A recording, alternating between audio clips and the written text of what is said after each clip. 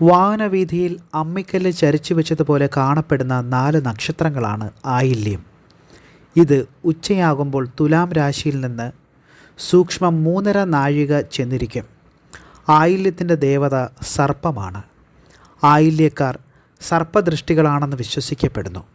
അതുകൊണ്ടായിരിക്കണം ഇവർ പതിവായി നോക്കുന്ന ഏതും നഷ്ടമോ അഭിവൃദ്ധിയോ പ്രാപിക്കുന്നതായി കണ്ടുവരാറുള്ളത്.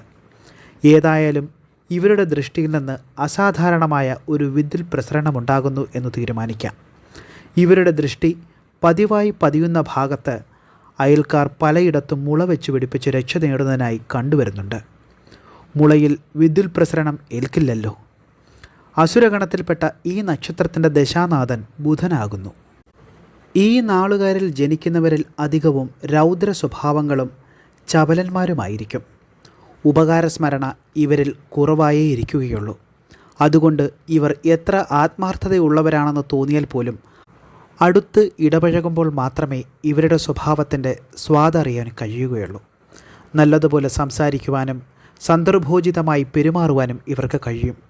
കുടുംബത്തിൻ്റെയോ സംഘത്തിൻ്റെയോ സ്ഥാപനങ്ങളുടെയോ ഒക്കെ തന്നെ നേതൃത്വം വഹിക്കുവാനും ഇവർക്ക് കഴിവുള്ളതാണ്.